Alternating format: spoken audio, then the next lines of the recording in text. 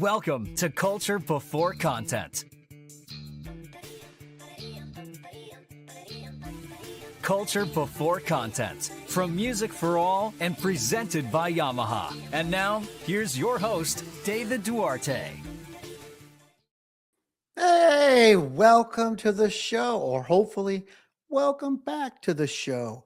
Can you believe it? We are starting our third year of Culture Before Content. How exciting! As they said, I'm David Duarte, and I am your host. And here at Music for All and within the Culture Before Content Network, our mission is to create, provide, and expand life changing experiences through music, which I know we do and you do each and every day. So, and also, I'd like to thank Yamaha, who is our national presenting sponsor, for making all of this happen. All right, before we get to the show, because I like getting to the show fast these days, got a couple of housekeeping items. Number one, there are two ways. I guess there's number two. One. I don't know. There are two ways to engage with the show live. Hopefully, there are some people here. First, you can go to Facebook. All you have to do is find the Music for All Facebook page, find that events tab, and you could just mark if you're interested in going, and you will be finding the show super easy. It usually comes available on Saturdays, which is when I do it. And sometimes when you mark it, you get interested, and sometimes you just have to wait a second, and then it says that you're actually going. Not that that matters, because I know you're coming anyway. That's how you can watch, and you can participate in the show. You can even put a comment now if you're here. Anybody here? All right. And the other way is on YouTube. Simply go to YouTube, however you go there, and just simply search Music for All. Click on the live tab, and you will find the show. And you can also use that to chat or join the discussion to see how it all happens. And then there are always the fact that you can listen afterwards. You can watch a rebroadcast of one of the videos, or you could use the audio broadcast. That sound amazing. Thanks to Patrick. Patrick, you are amazing. And they happen usually every Monday, and they are on Apple, Spotify, and all major podcast platforms. And you can find everything all in one place by simply going to musicforall.org/podcast, and you can find all the podcasts, video or audio. All right, let's get going. We have a return guest. Technically, I don't know. We'll figure out what the verbiage is when we get to the show. We have Stephanie Aarons-Dennison. She was with me this last summer, but she is in her 9th year as the director of bands at Centralia High School in Illinois, and her 10th year as a music educator. She's a proud alumna of Centralia High School, where she returned to lead the very program that shaped her musical path. She will soon be serving as the president of ILMEA District 6, and she was also a Sweetwater Directors Academy assistant at Music for All, which is where we met. She has actually hosted one of mine. Her program has received national recognition for music advocacy, and just a few days ago, she marched in the Rose Parade with the Saluting America's marching band, which we're going to talk about. So please, welcome to the show, Stephanie Aarons-Dennison. Hi, David. Nice to see you again. That intro was always like the funnest part of the show. I always like, did I forget anything? What am I talking about? What's going on here? But beyond that, I'll look at that amazing jacket that you're wearing. I see the rose. Yeah. Oh my gosh. Well, let's just go ahead and start off with that. You are a return guest. So tell us about the Rose Parade. I would be actually interested. Oh man, there's so much that happened. I was there for a week, and so many things that are related to the Rose Parade. I've always watched it on TV, but then actually being part of it, we were busy from sun up to sundown. So I can go right into what Saluting America's Band Directors is, everything that we did, everything they do, and things that happened, if that's how we want to roll. We can go any direction. This is the great thing about this show. We can go any direction we want to. There are no rules. And it really is, we'll start off with the culture of being a director involved in something that makes you happy. I mean, to think, how many miles is that Rose Bowl parade? 5.5. Oh my gosh, I think that's longer. I can go about 1 before I'm kidding. Well, yeah, you think about marching parades with our students, and usually they're like a mile. And so that was the biggest thing they told you about, hey, this is 5.5 miles, and you have to be able to march those 5.5 miles. Did you have comfortable shoes? That's got to be the Yes, that best. was the one thing. So, we tell students, "Hey, buy drill masters. You have to have your drill masters to march." And I'm just looking at drill masters. I'm like, "No, I am not going to march 5.5 miles." And I like to run, and I made sure I was in physical shape. And so I did take an accountability, like I'm going to march in comfortable shoes. So that's what I was looking at. I think many of the members did that, looking at shoes. But out of, this whole group, we had 350 members march with us. So the Saluting America Band Directors Marching Band, it's founded underneath the Michael Sewell Foundation out of Pickerington, Ohio, basically in memory of the longtime Pickerington band director, Michael Sewell.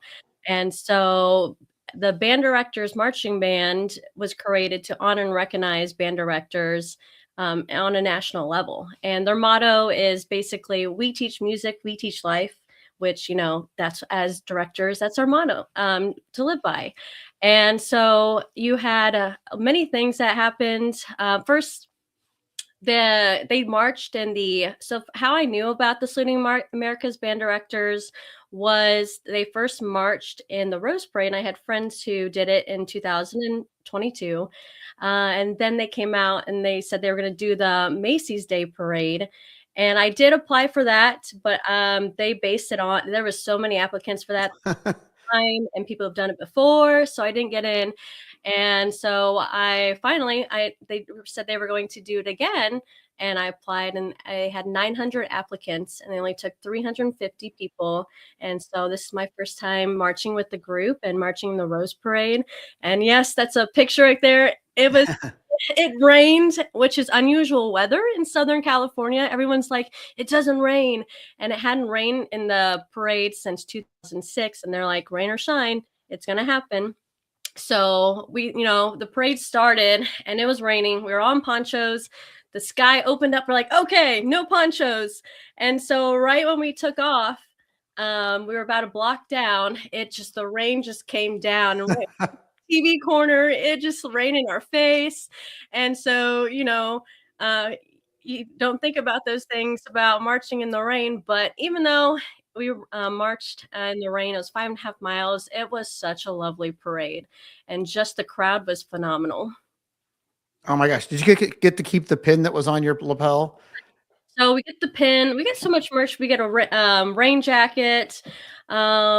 It is quite an expensive trip, but I think it's well worth the experience. I love the coverage that the Rose Parade does for bands. I do think it's better than what Macy's Parade does. You have so many TV stations. I think, in my opinion, I think Fox and CNN did the best TV coverage for our corner performance. And we also had a float that went with the marching band. So we did a formation of it was like parting the Red Sea. Float came down and everyone went wild. Like the crowd was on their feet, even though everyone's in ponchos in the crowd. It was just a phenomenal coverage and experience. But also that turn, when everyone's all about the turn, and that's the most nerve-wracking thing, was the turn. It's not a 90-degree turn, it's a 110-degree turn. That's a you-ish. Yeah. So, but I think it was so great. I was up front, and after the whole TV corner, I could just feel my watch buzzing, and I had so many notifications because there was a lot of pictures, like that picture that was there, and they were like, "How did you get so much camera time?" I was like, "I don't know," but I think it was crazy that my community and my students were pointing out hey, there's my band director, or there's Miss Aarons-Dennison. So especially my mom's like my number one fan, and that's all she did was just share the pictures and everything. So what do you say to the director who has maybe never heard of this or might now be thinking about this? I think it's such a great experience to take part in, even though, it's during a holiday break and sometimes we want to enjoy our breaks. I personally had a great experience, and there were things that we also did, like the band fest that takes place where all the bands that are performing in the parade perform a field show. And the Michael Sewell Foundation is all about service through music. So when we did our field show performance, we did a dedication for all the families that were affected by the California fires. We did a performance with our float judging, and I have to tell you about this one time. Well, when we did the float judging, we always say, music is a powerful source that connects people together. And we were positioned next to the Donate Life float. And so they heard us warming up. And after the judging took place, they came over because they wanted to hear us play Amazing Grace for them again. So the director, John Waters, who was in charge of the band director's band, he pointed out that actually there was one member in our group who had a daughter who passed away at 8, and her picture was on the Donate for Life float. And so her organs saved 4 lives. And that was just like a touching moment.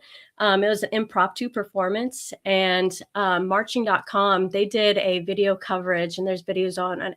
And after we performed Amazing Grace, like tears. Like it was such a touching moment, and how impactful just playing Amazing Grace for those people and for that organization. It's makes you think am I an organ donor? And I realized that I am not, so I am now. But every time I watch that video that they did, and I encourage people to go to marching.com and watch that video, you can just feel that emotion. All right. Well, let's get on to a little bit of culture before content. So I've kind of been thinking about this show a little bit. And like I said, this is episode 81, year 3. I have been at this for 3 years. And I didn't even think about it till I got on the show with you. But, sometimes I've been ending the show with tell me what culture means to you. But I think it would actually be a nice way to start the program. Because, it is, the show is culture before content. And we never really established what that culture is for each person. Because the reason everyone comes on the show is because we want to grab a little bit of you to share with everyone who's here. So thinking about culture, here's what's in my head. You teach from a small-ish town, I should say, small town culture. You've got, the way that, you believe that band should be. But what is your culture? What are the things that Stephanie says this has to be in place, or this is what's important to me? Let's start the bidding with, what does culture mean to you? Yeah. So obviously, yes, we're a small school, small band program, and it's all about the quality, not the quantity. So even for a small band program, I believe students can perform at a high level. It's all about knowing your students and connecting with them, and that's the great thing. How many of us can say they know what goes on in the lives of each and every student, and setting expectations and holding them accountable. That is the biggest thing. There's no hiding in a small program. Everyone needs to know how to play their instruments, and we hold them accountable. And, just music is that vehicle for teaching life skills. So, I believe that, through band, students are going to learn discipline, teamwork, leadership, and pride is something bigger than themselves. And so I try to foster that environment in my classroom. I was thinking about this because I was doing the same thing last week. I was thinking, I finally got to my head because, I'm on year 1. Oh, by the way, I took a new job since the last time that we spoke this summer that I didn't even know I was taking a new job.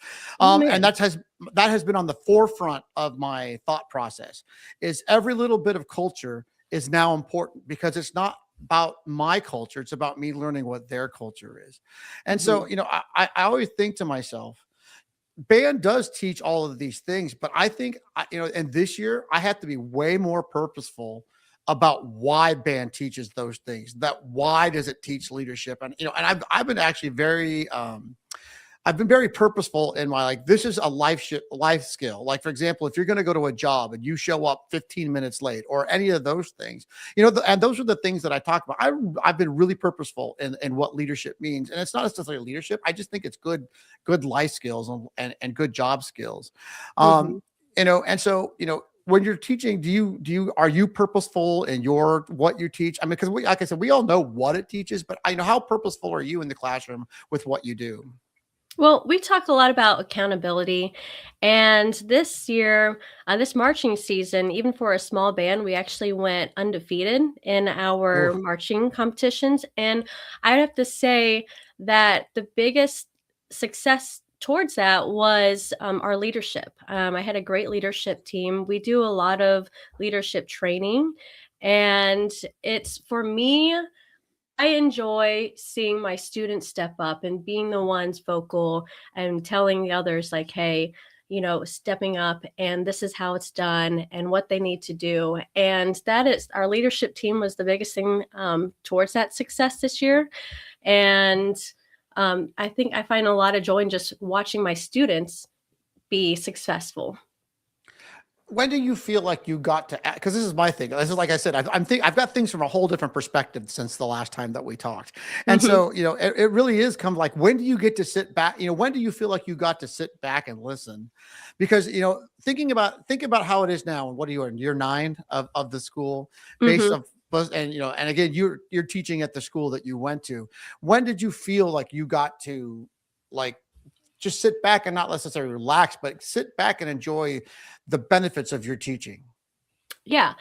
So I would say out of the 9 years, I started in 2017 and 2019, I thought things were going very well. And then all of a sudden, COVID happened. And I felt like after that, it was another reset. So I felt like year one had to happen again because it was trying again, learn things. How do we come out of COVID? A lot of things that happened in our community and other programs that fed into me, they were cut. And a lot of it was, okay, students were not playing their instrument for a whole year. So I feel like ever since coming out of COVID, things are finally, after, 5 years, an average 5 years, that things were taking place. But the other thing about our small program is that we have a lot of alumni who are our staff members. And I think our students see, like, trusting the process, that everyone who is a staff, everyone here teaching them has been in their shoes, has really helped shape that culture in our program.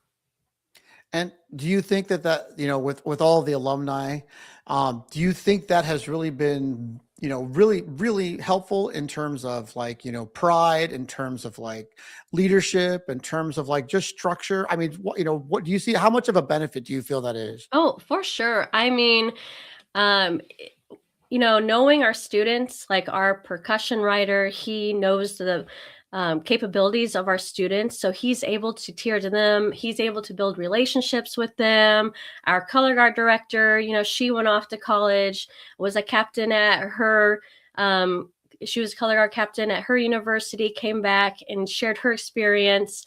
Our visual writer, we were drum majors together in high school. So he knows how our students, like, move, and everyone loves when he comes back, and he actually flies from Florida to be with us. Ooh. And so everyone's like, oh, Alex is here. So I think we have a great relationship being a small band. It's more of like a band family, and we talk about that.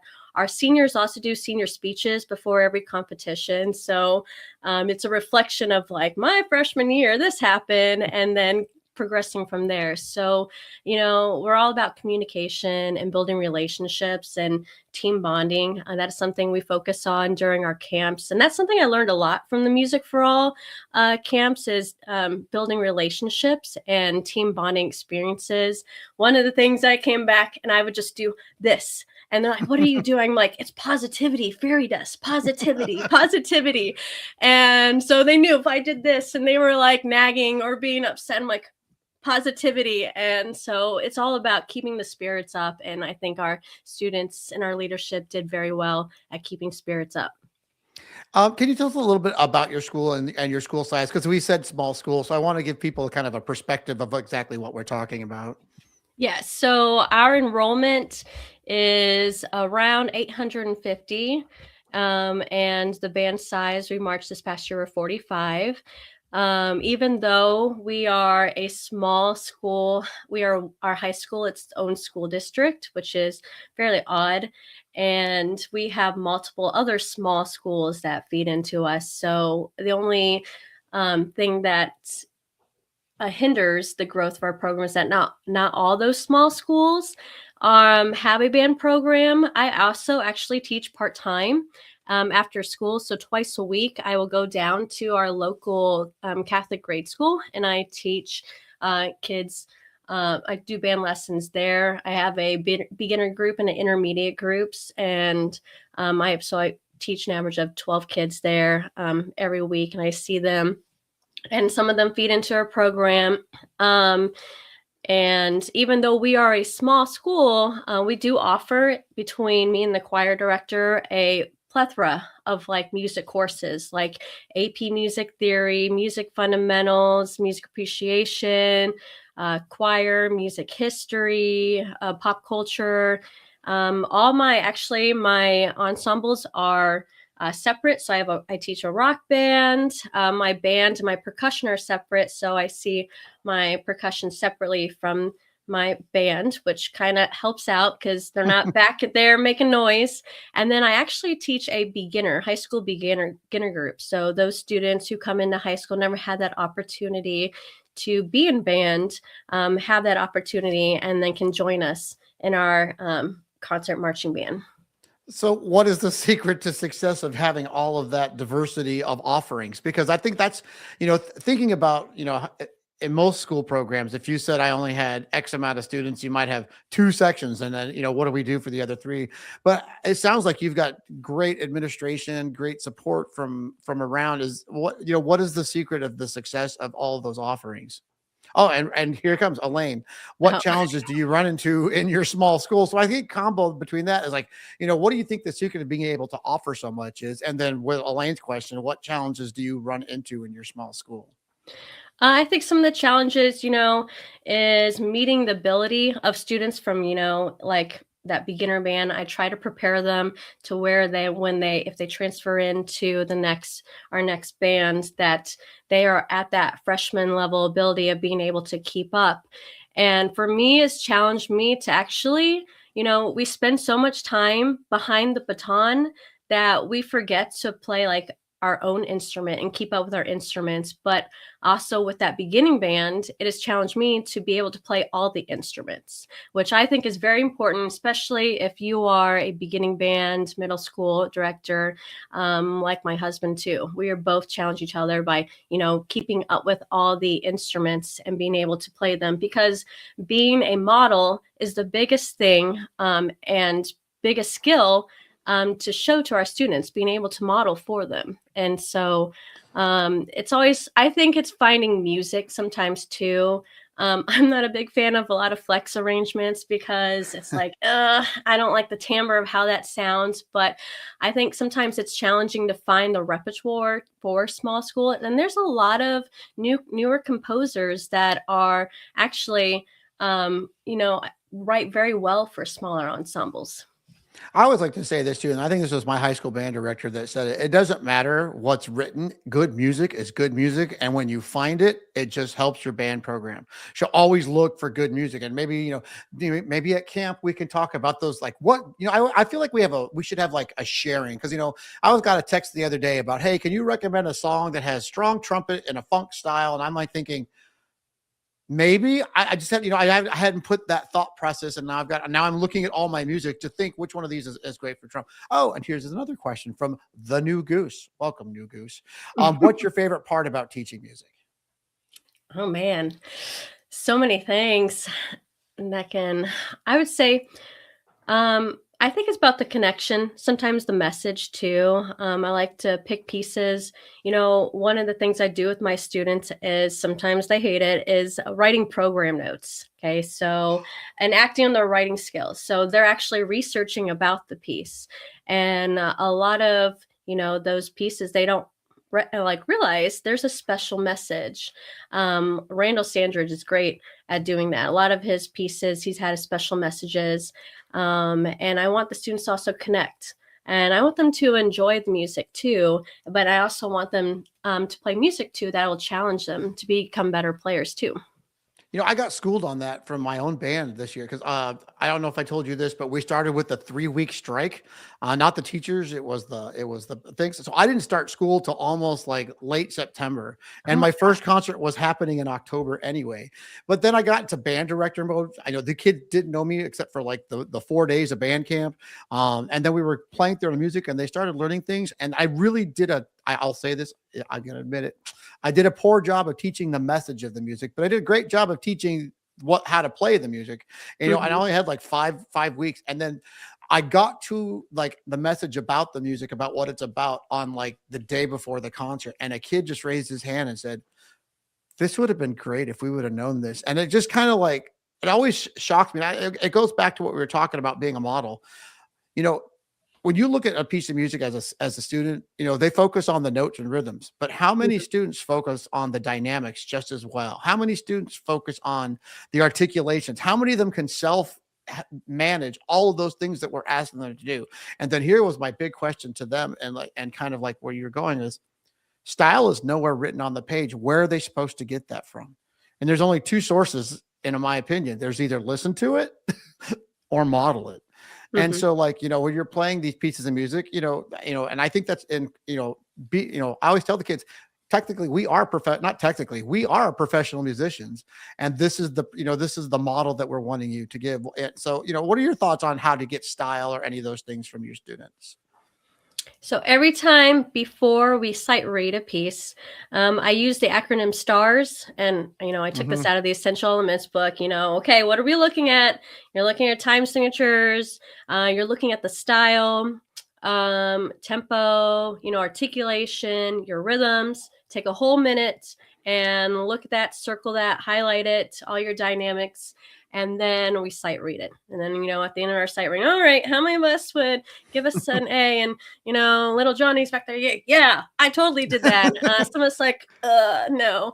And then we dive into, I'm big into the terminology, because that's a big component of their finals, is the terminology. Okay, so what does allegro mean? Okay, what does andante mean? And I make them like write that out in their music. Like, you all have a pencil pouch. That is part of your daily participation. You have a pencil, and then every student has their own tuner. We are we're a 1-to-1 Chromebook school, but no electronics are allowed. Like, cell phones are not allowed in our school. And that's been like that ever since I was in high school, and it's never been an issue. But I'm more of like a pencil paper person. Okay, write this out. So as you're analyzing your music, and it's the same thing I do with music theory. I love music theory. And so we talk a lot about that. Sometimes, I set a portion of, the first 15 minutes of rehearsal, daily warm-ups. I think warm-ups are the fundamental to success too. Lip slurs, chromatic scales, major scales, your flow studies. We do all of that, and then apply that too in our music. And so I think our students have a pretty good understanding, like, what do we do when you check into class, the order of operations. I say that as a judge a lot. I did a middle school festival recently, and I really talked about the word application. And what I was saying by that, what I was trying to tell, and sometimes you're talking to the students, sometimes you're talking to the director, sometimes you're talking to both. Really, you're just talking this. But application comes from those daily warm-ups. Like, as I say, if you teach dynamics in reading, they'll happen in the music always, rather than at that moment. So, I think of all those big words, and I think application is one of those things. How do we teach application? How do we assess application? And I think that's exactly what you just said. We put those skill sets to our students so that we know that they're understanding. And I do understand, if you're like on the week before a concert or a festival, there's not a lot of much getting. If you're where you are and you need to go a country mile, you're going to be working on the music. There's nothing wrong with that. But if you have more time to teach, I wish we could assess that. How much time do we teach application in our classrooms? Because I catch myself on it all the time. I don't want to get into these patterns of working on the piece of music or just playing through it, macro. I want to get to some of the micro, but I want the micro to be from application. Mm-hmm. I'd say I'm also very animated conductor. So, when I'm like getting down, I'm like, the kids know, okay, it's supposed to be quiet. And then, I'm also not afraid to yell at them, okay, grow, grow, grow. So they know to push through those crescendos. And then my students also, they say that I make a lot of faces when I conduct. They're like, what's that face? Like, that chord did not sound right. Let's tune that chord. And I think I think my students have become very well at trying to hear if things are wrong or if things are not in tune. We spend a lot of time with trying to tune. And then if something's not in tune, it's like they look at each other. It's like, it wasn't me. I'm playing in tune. It's got to be you. So I think, having a small band, you're able to just like nitpick at little things, and then the kids like are holding their section accountable too. I was curious too, because you mentioned your warm-ups. Do you have a program set up? Like, is it somebody's warm-ups? Is it your own? I mean, what is the ones that you use? It's the Blue Book. Oh man, Foundations? yes, the Foundations Success, that Blue Book. We use that, and then flow studies is basically basic flow studies from the internet, and then our basic scale is 2 octaves with an arpeggio. So, speaking from a smaller program, not myself, but from you, what do you think some of the things that you could give advice to directors? What do you think some of the biggest things make you successful? What is your culture for success in terms of building a program? Oh man. I know, I like big questions. I know. Makes you think a lot, which, critical thinking is a big thing in music too. Such a terrible thing. I think even though that we're a small program, you're still able to give your students like, what's the word? Trying to take them out and experience like other things. Like, we've performed in the Sugar Bowl, like introduce them to going outside of outside of the state. Even though you're a small band, you're still able to do things like honor band. My jazz band has actually taken a big hit, and I will admit that jazz is not my like forte, and I'm so surprised at where my jazz band has taken off. I have so many students that are more interested in jazz, but I think having a jazz band is what is kind of the secret sauce that has made our program made my students better readers.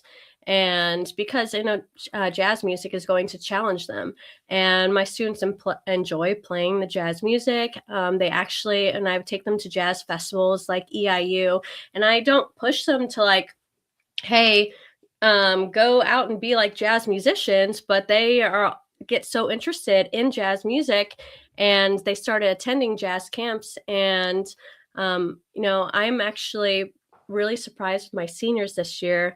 Half of my seniors are actually going to go to Eastern Illinois University, which is my alma mater, but I didn't really push them to go to Eastern Illinois University. They just started going to camps there. We go to festivals there. And I think that's just like phenomenal that they're taking that learned experience, and applying that to their lives now too. Yeah, but don't you think that those experiences, what kind of leads them there? I mean, it's not exclusive to Eastern Illinois, but it is a sign of what you're doing. I always say, think about how many of your students have progressed on over the whole course of your career. And that's when I've been in a few band programs. And then what I noticed is I started getting students who wanted to be part of the music community more often once the group started tasting success themselves. Like I will say this flat out, and I say it all the time to my students. Music is a great career. Education is a great career. Don't listen to the world out there. But you can't. Where are you going to find better insurance, better retirement, better all those things? But beyond that, you get to do something you love every single day. And I think that's something to be envious of. So, I mean, I think that's more of a product of the environment. And when you say that for jazz, that's at my heart, because I was not a jazzer per se coming out, but I mean, I do have jazz skills, but I have built so many programs around the jazz band because it became the object where kids were retention becomes one of those big things, and kids start loving to do the jazz band. Next thing you know, you got clarinet players learning saxophone, flute players learning saxophone, you get kids on multiple instruments, and then next thing you know, you have a full trombone section. Next thing you know, the band just kind of instinctually knows how to build itself, and like as Doreen says, and that the students love you, which is part of it too. And I mean, let's be honest, the environment is everything. And I think, we could talk about that culture too, because the environment that you provide for your students ultimately creates that success, whether it's festival, whether it's band, whether it's, student leadership. And something that I was thinking about when you said you take your bands places, redefining success beyond trophies and ratings. And I think that's a thing that we all have to define. What does success look like? It does not mean I got this, first place here. It doesn't mean we won that. I mean, yeah, those things can happen, but does that really mean what that's success? Or is that or is that your just competitive self saying that's success? Because I think what you do and what your students provide, I think what you're saying is that thing. We could judge our programs by how active our kids are in it. I mean, you just hit it I right don't and know. hit the nail right in. I mean, you said it all. I mean, I totally agree. And it's about building those relationships. And you think about, like, for us, like, why are we band directors? And it's because someone in our lives they have inspired us. And, for me, it was the longtime former band director, Marie Allen, who she, created this culture, and that's all people talked about. And she created that culture for me by taking me in as a little girl and starting on piano lessons. And then she inspired me to go on and be a music teacher. So, and it's all about those experiences, how so many stories. Every place I've been to, like, is either band related or DCI related. Like, only time I've ever been to Disney World is actually with a band. Same. Well, Disneyland, no, but Disney World, yes. Yeah. And let's talk about your future, because I know one of our listeners will perk up once I say this, because you're about to become president of ILMEA. Is that correct? Yes, of our So, District 6. yeah, so District 6. So maybe explain a little bit what that is, or, how did this come to be? What are your expectations? What are here's my thing as a teacher. What are your wonderings? What are those things that you're looking, what are you thinking about? Because I know, not only are you a leader for your own students, but now you're going to become a leader for your own community. So talk about exactly what you're about to undertake. Yes, so I'm going to be the Alameda District 6 president by the end of the month. We have our state conference at the end of the month, and when that is over, that is when my term starts. And I'm very looking forward to being president. Our District 6 is basically, if you saw a map of Illinois, it's like the Metro East St. Louis area all the way to like that bottom half of Southern Illinois. So it's a large part of Illinois. But, we have a bunch of small schools in that southern part. And I think it's very important to take leadership responsibilities outside of the classroom, just to be a productive member of society. I want to really amplify my impact beyond the classroom. Allows you to advocate for students and programs at a broader level. Just, wanting all the students, even my students, but students in our district, to receive a well-rounded music education experience. That's amazing, because we say these words, but you have to not only just say them, but what you do, you have to believe in it too, just as much, and you also have to live it every single day. But what are some of the jobs that you're about? I mean, you said it's a 3-year position. What are some of the jobs that you have to do in that position? Well, you have to plan out all the festivals. So right now, it's planning for helping out with our state conference, and then we are hosting a elementary music festival in March. So planning that, and then planning for our festivals. Our festivals happen in November, so being very organized, which I feel that that is one of my strengths. I think that's one of the reasons I was on one of the things that helped too, being on the administration team for the Boss Crusaders, was logistics, being organized, hosting, having everything lined out and being ready for festivals. Communication is a big part of it. Not only am I communicating like within my parents group, but with other directors. And for me personally, forces me to meet other directors from other schools and kind of hear them out too. I think that's really important, though. I really wish that we directors could be more social. I sometimes think we sometimes get in our silos, not because we want to be in our silos, but because teaching does take a little bit of time. I'm just saying, but when we get stuck, it is so nice to integrate with other directors and talk shop and do all those things. But running a festival is so many details, and I think it's also so rewarding to see the back end of so many of the things that you've been a part of your whole life. Like I remember being a kid going to festival. I remember being a director going to my first festival. But then when you start getting into those leadership roles and seeing how festival works, I think sometimes you can have some aha moments, like, Hmm. oh my gosh, I never thought of those things, or I can see things above and beyond my own personal skill that can make me a better director. And here comes the perfect question, the perfect time. What is some advice you would give to students seeking a career in music? Oh, being prepared, doing your research. I mean, you're going to spend a lot of time in college, really practicing and being prepared going into your auditions is one of those biggest things. I'm going to have to say study the isometric motet because somehow that question came up on my NES test and I don't remember any of that. That was like 35 years ago. I'm kidding. I think that's a great question. So, and I think about a career in music, it could be anything. There's so many careers in music we don't talk about. There's player, performer, Hmm. there's teacher. And here's some of the special things that I like to talk about is like, being a high school band director is one thing, being a middle school director is another thing, being an elementary school director. General Hmm. music, here's the scary part. I started teaching fifth grade this year, and Craig knows this. I forgot how much I love teaching little kids. Their innocence and their inquisitiveness is inspiring. And sometimes I will say this: they learn better than your high school students do. And either that's a sign of how far COVID has been gone, and that the students are starting to return to normal. But I think and I maybe you can speak to this. What prepared you for going to college and being in music besides practicing? What are some of the, here's the things you never think about. What made you successful in college besides being a great player? For me, through my lived experiences, was taking private lessons, and I'm very thankful for my church family. That's where I started performing, was actually in church, and I think that's the biggest thing too.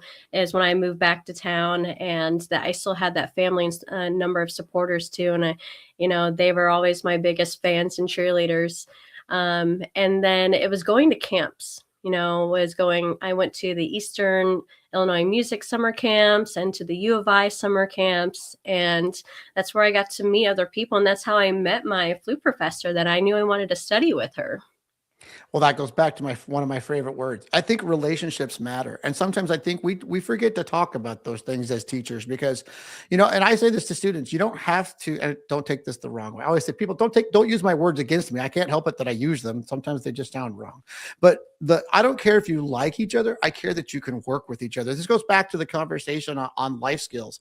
Like you can work with somebody and you can love them, you can like them, you can not know anything about them, but that relationship building and things that build relationships, sometimes I feel like we should all just do an activity. What does a good relationship look like? And I mean just in general, not in like, personal or love or anything like that.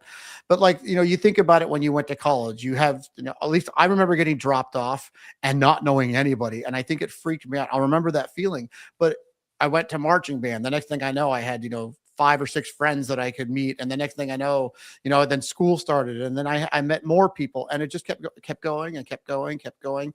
And those relationships are strong to this day about how to get, who it is and what we are as teachers. And there's a comment that's going to come up that actually was I was Robert, who's, if you're listening, I Oh my want to talk dad. about, because I know, right? But it actually is true, because I wanted to say, because we mentioned it, which was don't forget about Boston Crusaders, because we didn't talk about the things that you learned from the Boston Crusaders and what your role is with the Boston Crusaders. And for those listeners who didn't, go back and listen to the summer broadcast, because we did talk about it there. But can you Mhm. talk a little bit about the Boston Crusaders and what that's meant for you and done for you?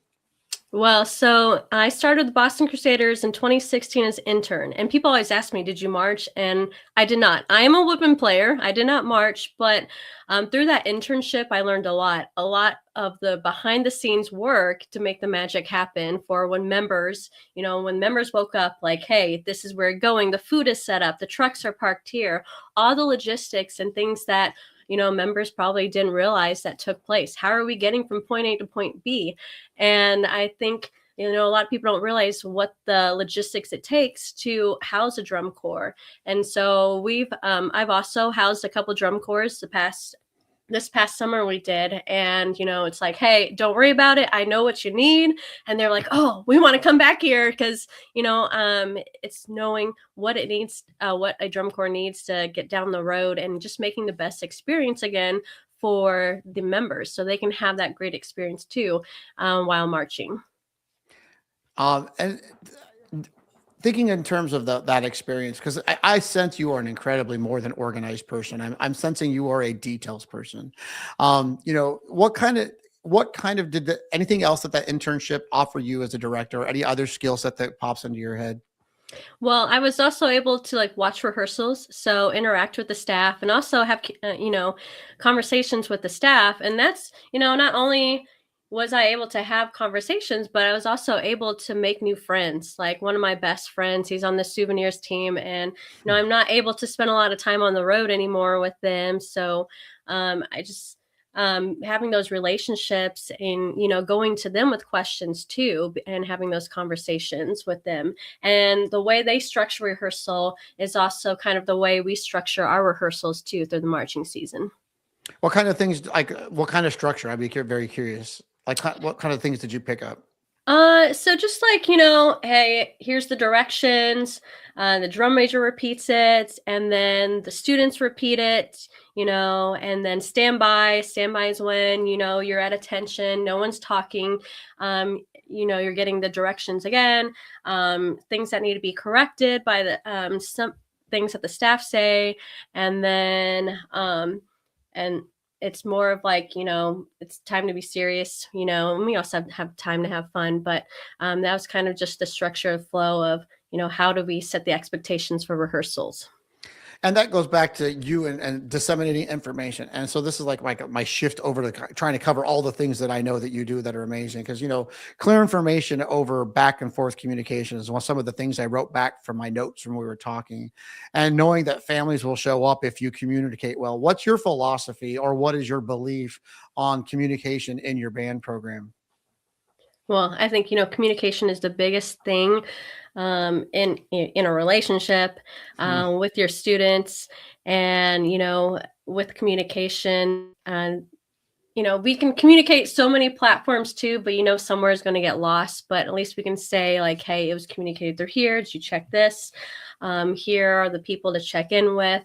But I think communication is that biggest part of what are we doing to communicate with our students. I do a monthly newsletter to recap on what happened in this past month or what's coming up.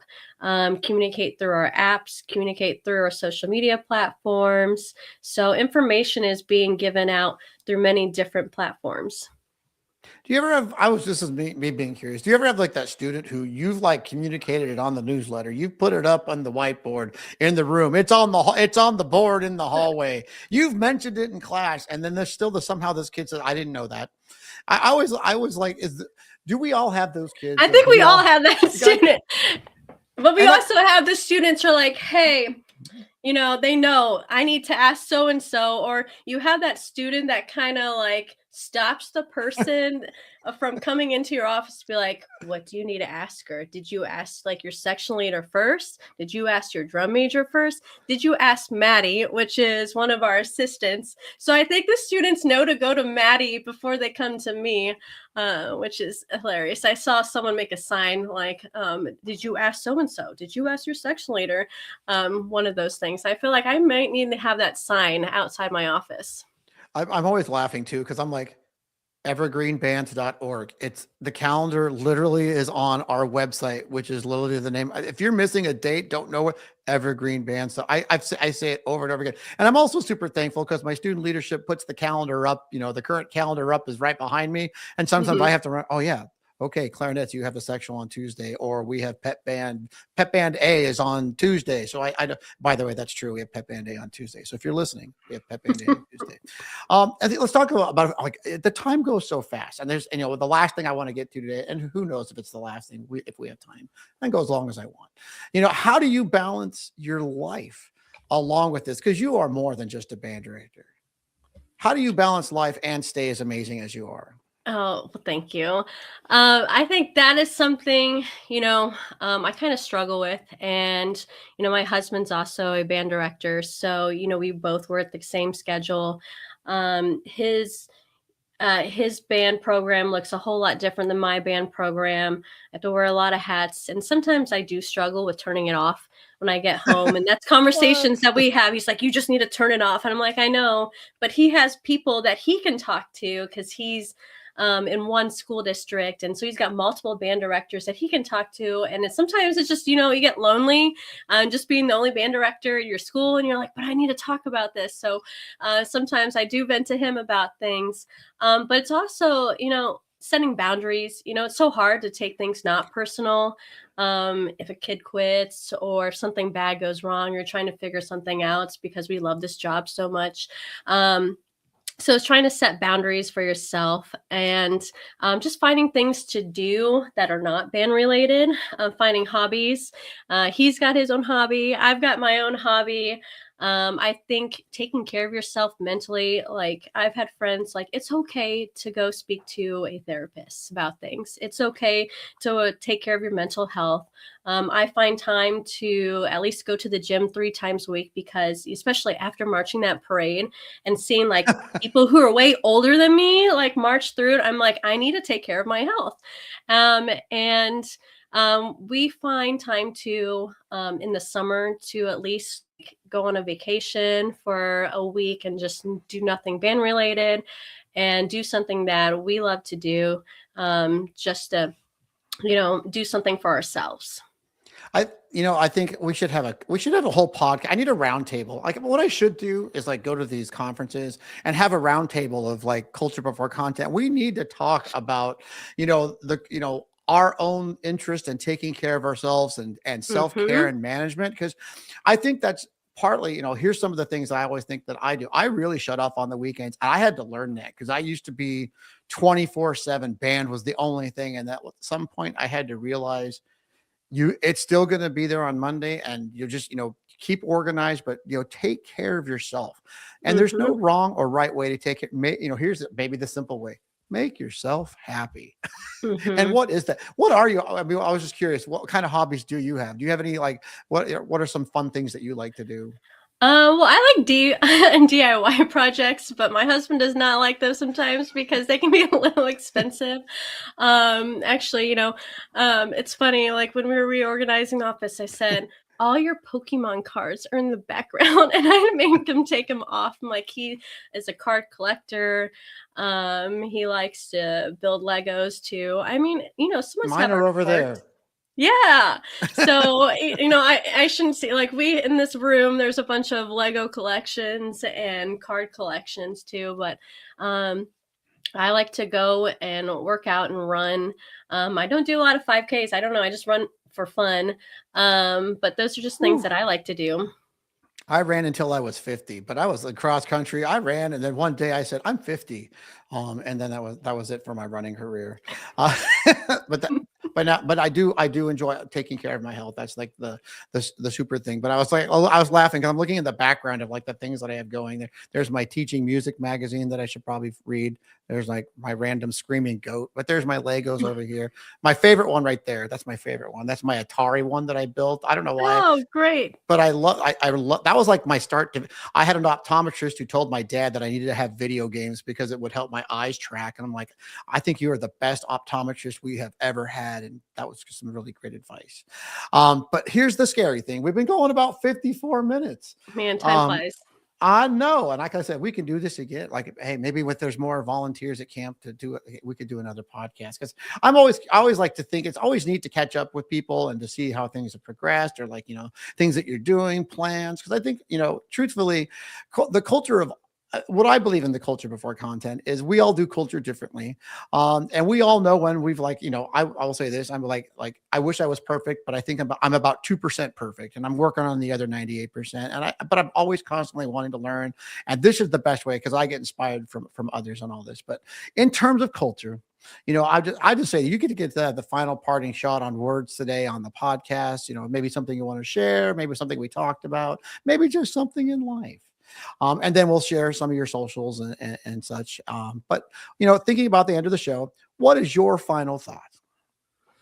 Oh, we covered so much. Oh, no. I mean, this is a career we go into, and sometimes I hate seeing people get burnt out after, the first 5 years. And in the state of Illinois, we have to teach till we're 67. So, year 10, got 35 more years to go. It's just keeping re-energized. And I think having these conversations are important. Asking for help. Don't be afraid to ask for help. And networking. And that's what I love. What Music for All does is networking and going to conferences like the Music for All camps. I was so inspired, hearing Jarrell speak and other speakers. And I think sometimes that will help ignite your spark and help keep us going and finding things that you enjoy doing that are not band related to stay energized. Oh my gosh, that's amazing. It's funny. I don't know if you know, but Jarrell was the last guest on the podcast before. I did watch that. I actually saw him at the Rose I was just going to mention yes. Him and I have become great friends, Matt. We text all the time back and forth and some things. And so I know he was doing an honor band in Kentucky this last weekend. So he's been super busy. But if you're listening, Jarrell, people love you. And if those of you who don't know, go watch the Jarrell Horton podcast because that man is inspiration from the word go. But beyond that, oh my gosh, thank you for volunteering to come back and be on the show. And this time you got the full treatment instead of I don't remember what we did in the summer. We sat at the table for 15 minutes, 15 times. I don't even remember. It was pretty short. It went really fast. It was way too fast for me. And I was at that point trying to survive camp and do all those lovely things. But, let's take a moment and share some of your socials. I know that Patrick will bring them up for us. So we have, this is your email. It's Aarons-Dennison at centraliahighschool.hs.org. I'll spell it. It's SAARONS DENNISON at Centralia I just said that CENTRALIAHS.org. And I know you've got Centralia High School Bands.org, which is HS for the high school. So CentraliaHSBands.org. And I know you've got an Instagram handle, which is at @S_Aarons_Dennison AAM. Ooh, that was pretty fast. And pretty there. And then we also have a Instagram page for the Centralia High School Bands, which is at Centralia_bands. I don't remember that was like the first conversation. Oh, we got another one, ILMEA, which I am excited to hear about how that goes the next time I hear from you because you haven't even started yet. By the way, Craig Gustafson is the president of LCRMEA, which is our local region. So if you need somebody to back you up, that man knows everything, and he's learned a lot about running that thing. He is a great communicator. Just saying that. Sorry, Craig, you're a great communicator. But thank you so much for being on the show again. Thank you. I get it. As always, I get the personal benefit of getting to talk about networking. I get to meet so many new people on this thing. I've got my 80 new closest friends or 81 new closest friends, although a couple doubles. But I look forward to seeing you again and hearing about all your success and the great things that you do. Well, thank you. Have a great rest of your weekend. Okay. Well, thank you for spending part of your day with us. As we wrap up, we'd love for you to share this podcast on your social media. So go on Facebook, hit the share, go on YouTube, share it somewhere. And then when you get a chance to share those audio broadcasts, please do. Because when you do, it helps more teachers find their way to us. And it continues to build this network, which I love. I am falling in love with this more and more every time. Anyway, I've got some resources that I always offer people. If you're looking for my PLCs, my lesson plans, anything, you can go to davidduarte.org. There's a bunch of tabs, but I always tell people the instruction hub is the one that you're all looking for. And again, that's davidduarte.org. You can always reach me direct at david.duarte@me.com, because if there's something people love in our life, email, yay. And I have a Instagram for the show at Culture Before Content, which is really just my way to share where the show links are and get there. And don't forget, this episode, along with many others, are available at musicforall.org/podcast. And again, a heartfelt thanks to Music for All for bringing this show to life, and to Yamaha, who's our national presenting sponsor, for making this all possible. I'm David Duarte. Thank you for being a part of our culture today. I look forward to seeing you next time.